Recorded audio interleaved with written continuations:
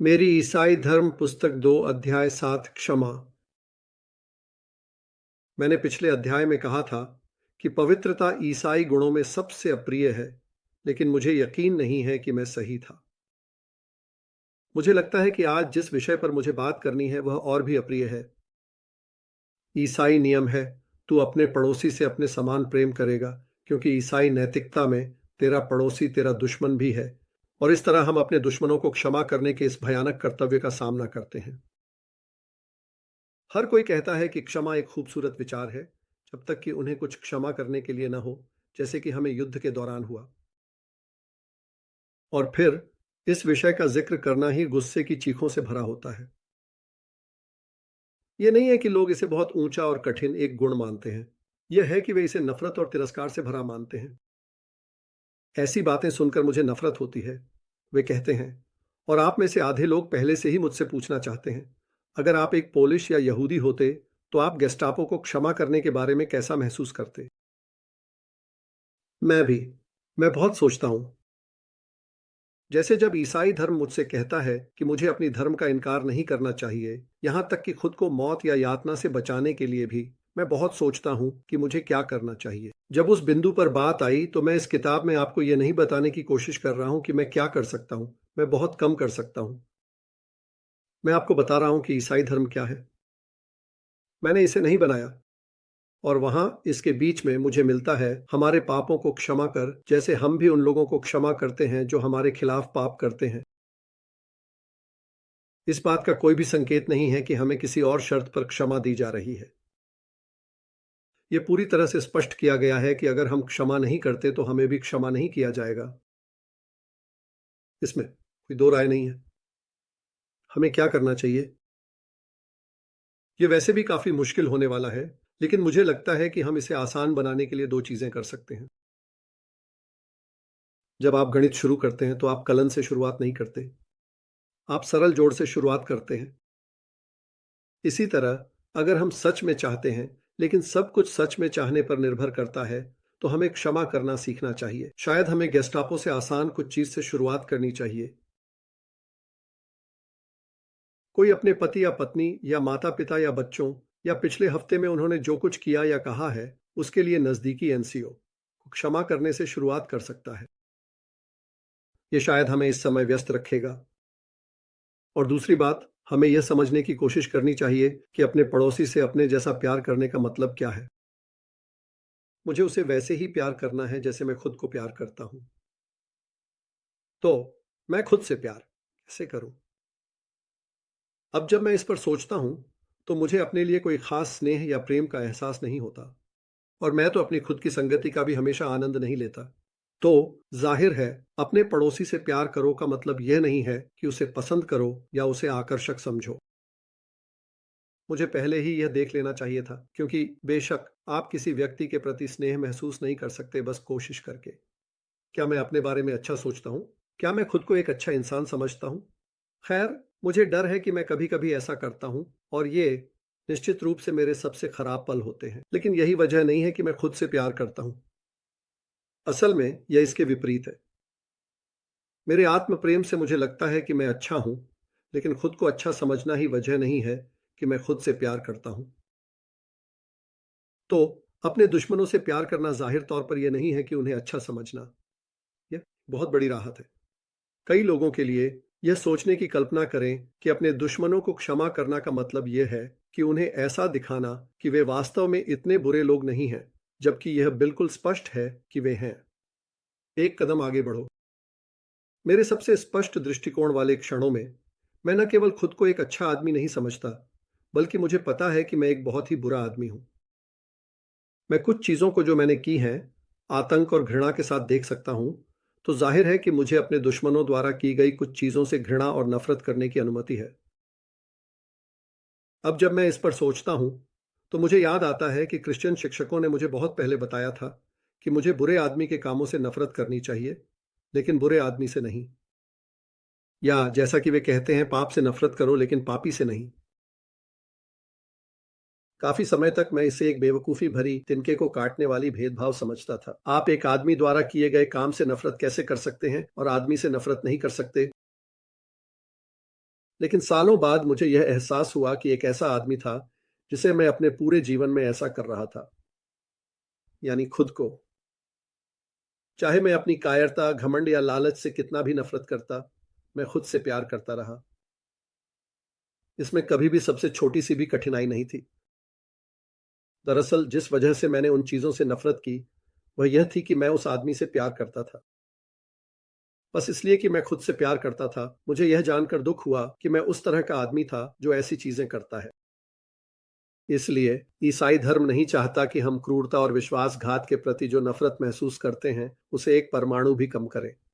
हमें उनसे नफरत करनी चाहिए। हमारे द्वारा उनके बारे में जो कुछ भी कहा गया है, उसमें से एक शब्द भी वापस नहीं लिया जाना चाहिए। लेकिन यह चाहता है कि हम उनसे उसी तरह नफरत करें जैसे हम अपने अंदर की चीजों से नफरत करते हैं। इस बात का अफसोस होना कि आदमी ने ऐसी चीजें की और उम्मीद करना, अगर यह किसी भी तरह संभव हो कि किसी न किसी तरह कभी कहीं वह ठीक हो सके और फिर से इंसान बन सके। सच्चा परीक्षण यही है।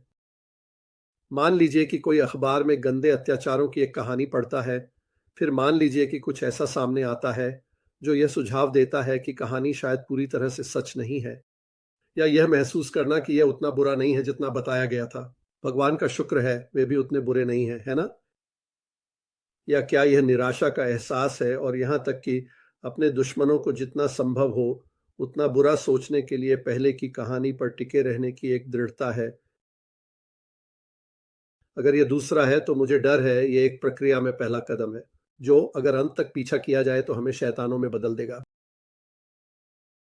आप देखिए, कोई ये चाहने लगा है कि काला थोड़ा और काला होता।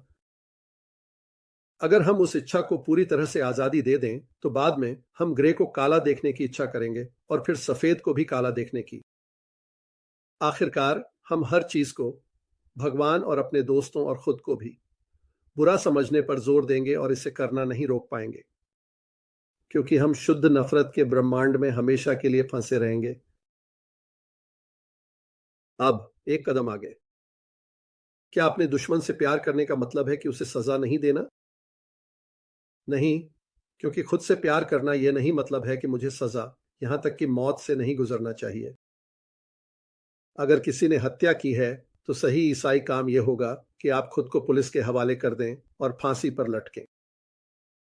इसलिए मेरी राय में एक ईसाई जज के लिए किसी आदमी को मौत की सजा देना या एक ईसाई सैनिक के लिए दुश्मन को मारना पूरी तरह से सही है।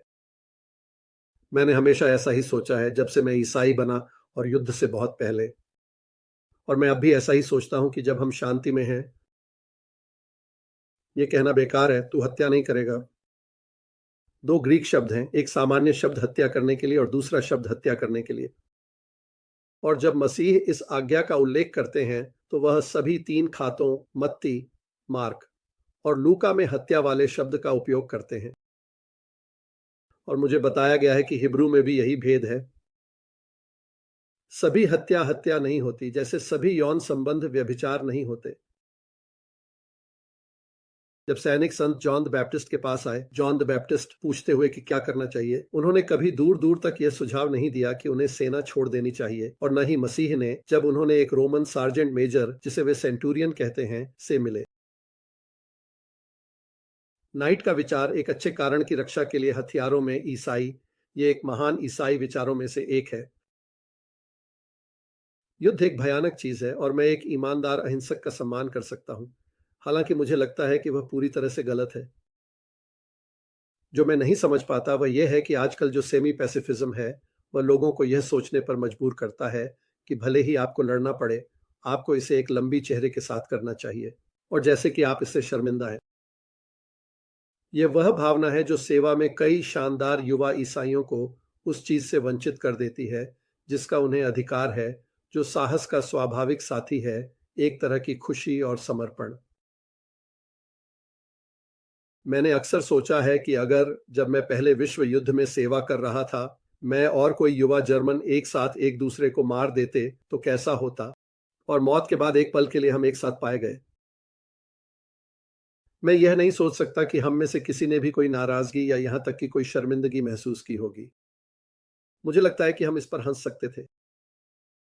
मैं सोचता हूं कि कोई कहेगा, ठीक है, अगर किसी को दुश्मन के कार्यों की निंदा करने, उसे सजा देने और उसे मारने की अनुमति है, ईसाई नैतिकता और सामान्य दृष्टिकोण के बीच क्या अंतर बचा है? दुनिया में सभी अंतर। याद रखें, हम ईसाई सोचते हैं कि इंसान हमेशा के लिए जीता है। इसलिए वास्तव में जो मायने रखता है वह है आत्मा के केंद्रीय अंदरूनी हिस्से पर छोटे छोटे निशान या मोड़, जो अंततः इसे एक स्वर्गीय या नरकीय प्राणी में बदल देंगे। हम जरूरत पड़ने पर मार सकते हैं, लेकिन हमें नफरत नहीं करनी चाहिए और नफरत करने में आनंद नहीं लेना चाहिए।